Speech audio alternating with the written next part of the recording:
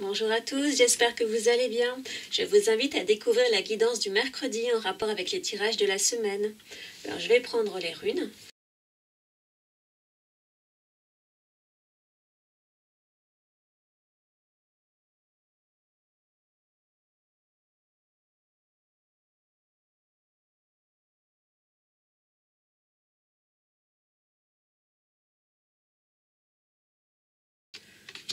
As, Az ou Ansuz en proto-germanique.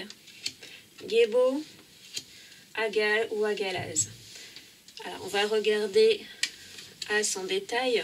On distingue donc une femme de dos, les bras levés, et entre ses mains on peut voir la rune. Elle est formée à partir de constellations entre ses paumes. Sur chaque épaule on voit un corbeau, ce sont les corbeaux d'Odin. L'un symbolise le savoir et l'autre la mémoire. Ces cheveux viennent former les ramifications, les branches de l'arbre de vie, l'Yggdrasil, dont le tronc est transpercé par une flèche rouge qui rappelle le séjour d'Odin suspendu au tronc pendant 9 jours et 9 nuits, au cours duquel il découvrit les runes formées par des brindilles.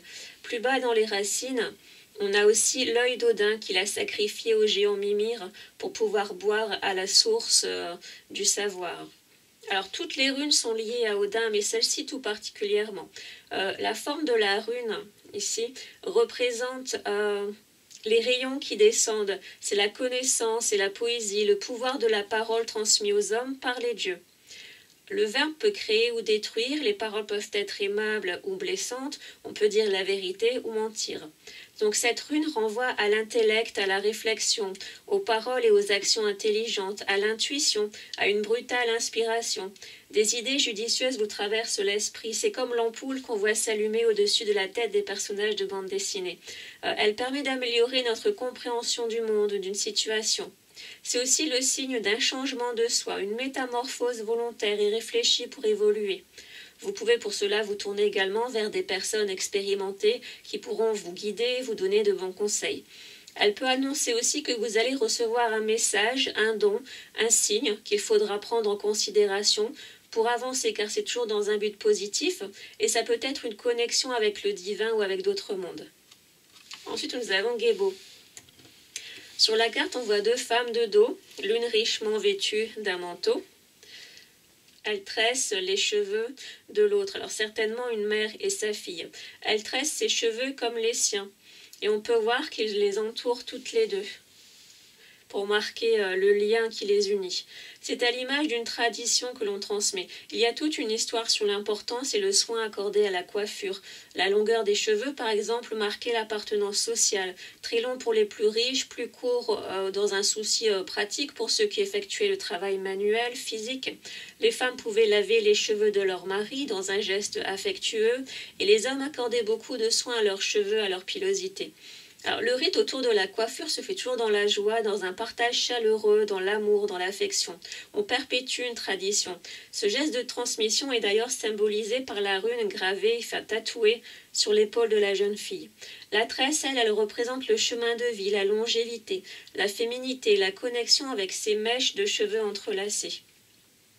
La rune d'ailleurs est composée de 2 bâtons qui se croisent pour ne former qu'un seul motif.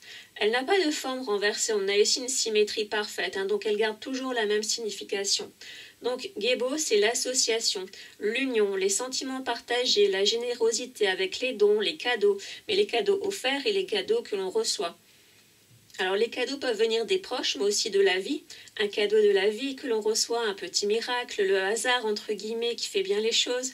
C'est aussi la rune de l'union, le couple, mais aussi les personnes d'une même famille, les amis. Il y a une idée aussi de mettre l'autre en valeur, de porter sur lui un regard bienveillant, de reconnaître ses qualités.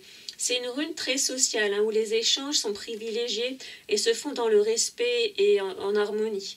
Donc elle peut vous inviter aussi, selon votre spiritualité, à faire une offrande à vos guides, à vos ancêtres, à la vie, pour tout ce que vous avez reçu jusqu'à présent. Mais aussi de faire une surprise, par exemple un petit cadeau, pas forcément quelque chose que l'on achète, mais un petit cadeau à quelqu'un que vous aimez, à quelqu'un qui compte pour vous. D'un point de vue développement personnel, elle invite à porter un regard bienveillant et amical sur soi-même, en acceptant nos parts d'ombre, nos défauts, à se montrer indulgent envers nous-mêmes, pour développer l'amour de soi. et Agal ou Agalaz. Alors, que la carte soit renversée ou pas, c'est pareil, on a une symétrie, donc c'est la même interprétation. Alors, c'est la grêle, c'est le bouleversement. La grêle était redoutée car elle pouvait ruiner une récolte en quelques minutes. Elle a longtemps été perçue comme une manifestation de la colère divine, destructrice et puissante. Alors que voit-on sur la carte? Eh bien, on voit une jeune fille qui est totalement enlisée, immobile dans cet amas de cheveux qui la recouvre jusqu'aux yeux. Ce sont ses propres cheveux qui la bloquent. Hein. Donc elle semble s'endormir, sombrer, mais elle a la force encore de garder un œil ouvert pour rester à l'affût de ce qui pourrait arriver. Cet œil ouvert reçoit la grêle évoquée par la rune sous forme de 4 rayons divins. On voit ici. La tresse est tranchée nette et on peut remarquer une sorte de nerf, de fil conducteur. On a un lien qui est coupé ici, une libération aussi. Donc cette transformation avec la grêle, elle peut arriver brutalement, de manière imprévisible. Donc Agalaz est souvent présage de difficultés, de complications, d'un changement qui se fait parfois dans la douleur, avec une perte possible, un dommage ou un changement radical. C'est quelque chose que l'on subit mais qui est quand même de courte durée, comme une averse de grêle.